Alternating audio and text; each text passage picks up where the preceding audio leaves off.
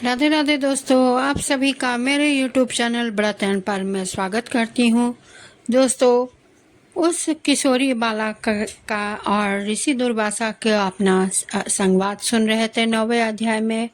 आज 10वें अध्याय में मैं आपको सुनाने जा रही हूँ ऋषि दुर्वासा ने उस बालक को क्या मतलब के समस्या का समाधान बताया।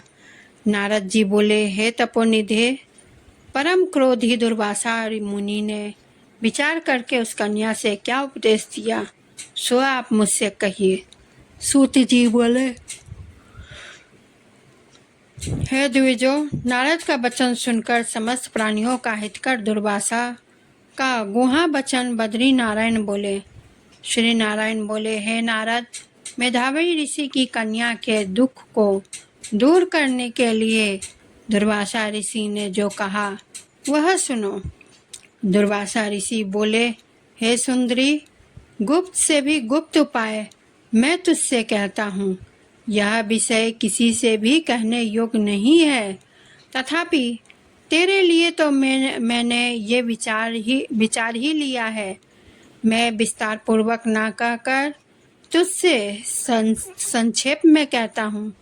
हे सुभगे, इस मास से तीसरे मास जो आवेगा वह पुरुषोत्तम मास है। इस मास में तीर्थ में स्नान कर मनुष्य भ्रूण हत्या से छूट जाता है। हे सुंदरी, कार्तिक आदि 12 मासों में इस पुरुषोत्तम मास के बराबर कोई मास नहीं है।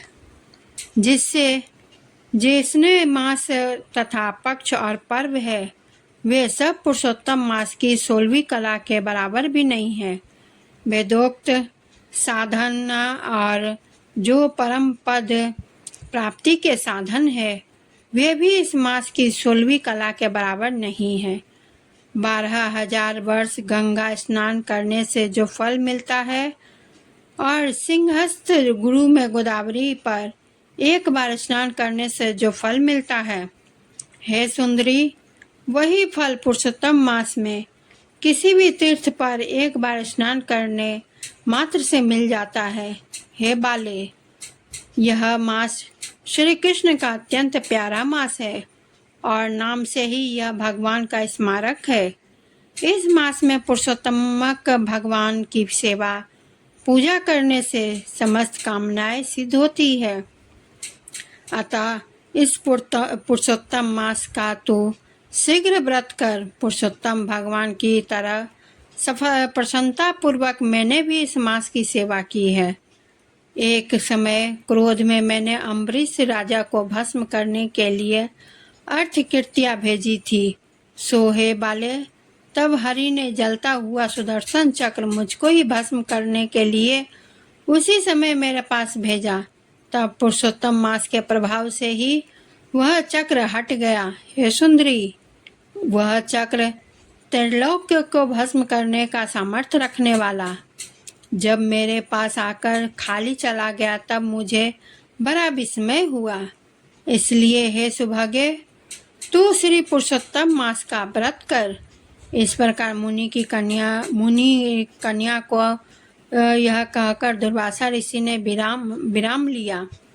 श्री कृष्ण बोले, हे राजन, दुर्वासा का वचन सुन। भावों की प्रबलता के कारण असूया से प्रेरित वह कन्या मूर्खतावश दुर्वासा से बोली। बाला बोली, हे ब्राह्मण, हे मुने, आपने जो कहा मुझे रुचता नहीं है। माघादी मास कैसे कुछ भी फल देने वाला नहीं है। कार्तिक मास कम है, ऐसा आप कैसे कह सकते हैं? सो कहिए। वैशाख मास शोभित हुआ क्या इच्छित कामों को नहीं देता है? सदाशिव आदि से लेकर सब देवता सेवा करने पर क्या फल नहीं देते? अथवा पृथ्वी पर प्रत्यक्ष देव सूर्य और जगत की माता देवी क्या सब कामनाओं को देने वाली नहीं है? श्री गणेश क्या सेवा पाकर इच्छित वर नहीं देते हैं? व्यतिपात आदि योगों को और सर्व आदि देवताओं को भी सबको उल्लंघन करके पुरुषोत्तम मास की प्रशंसा करते, क्या आपको लज्जा नहीं आती? यह मास तो बड़ा मलिन और सब कर्मों से निंदित है। हे मुने, इस रवि की संक्रांति से रहित मास को आप श्रेष्ठ कैसे कह सकते हैं? सब दुखों को छुड़ाने वाले परम श्री हरि को मैं जानती हूँ। हे देव, दिन रात श्री हरि का चिंतन करती मैं जानकी पति राम और पार्वती शंकर के सिवाय और किसी को नहीं देखती हूँ। हे विपेंद्र, अन्य कोई भी देवता ऐसा नहीं है जो मेरे इस दुख को दूर करे। अतः हे मुने, इन सब फलदाताओं को छोड़कर कैसे इस मलमास की स्तुति आप कर रहे हो? इस प्रकार ब्राह्मण कन्या का कहा हुआ सुनकर दुर्वासा मुनि शरीर से एकदम जजाल्यमान हो गए और नेत्र क्रोध से लाल हो गया। इस प्रकार क्रोध आने पर भी कृपा करके मित्र की कन्या को श्राप नहीं दिया और सोचने लगे कि यह मूर्खा है, हित अहित को नहीं जानती है, अभी बुद्धि इसकी पूर्ण नहीं है।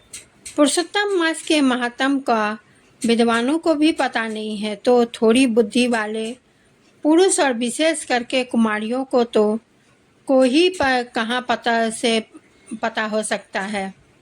यह सुकुमारी कन्या माता पिता से रहित दुखा अग्नि में जली हुई है, अतः अति उग्र मेरे श्राप को कैसे सहन कर सकती है? इस प्रकार सोचकर कृपा से मन में उठे क्रोध को शांत किया और स्वस्थ होकर दुर्वासा मुनि उस अति बिहल कन्या से बोले। दुर्वासा बोले, हे मित्र पुत्री, तेरे ऊपर मेरा कुछ भी क्रोध नहीं है। हे निर्भाग्य, जो तेरे मन में आवे वैसा ही कर। हे बाले, और कुछ भविष्य कहता हूँ सुन। पुरुषोत्तम मास का जो तूने अनादर किया है उसका फल तुझे अवश्य मिलेगा।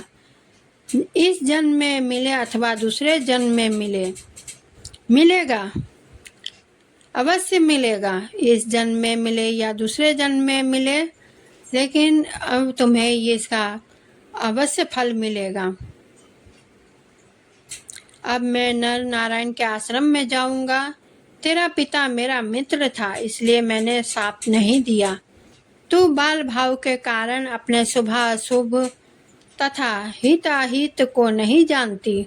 शुभाशुभ भविष्य की कोई टाल नहीं सकता।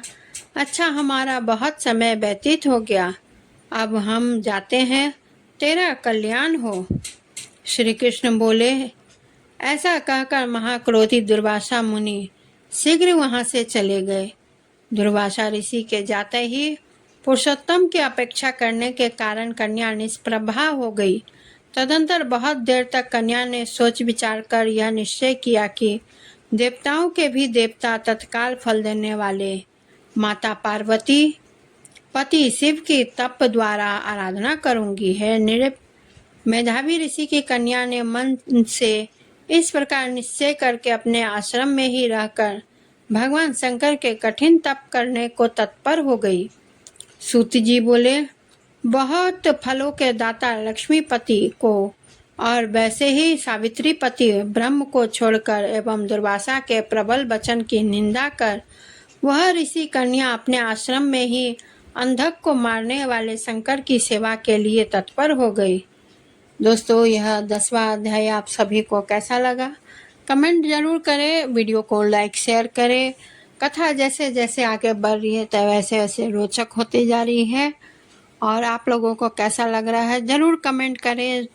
एक की भी या तो इतना भी करें जो हाँ बहुत अच्छा है, इतना भी कमेंट करें तो चलेगा, क्योंकि इससे हमारा उत्साह बढ़ता है और आगे अच्छी वीडियो बनाने का मन करता है।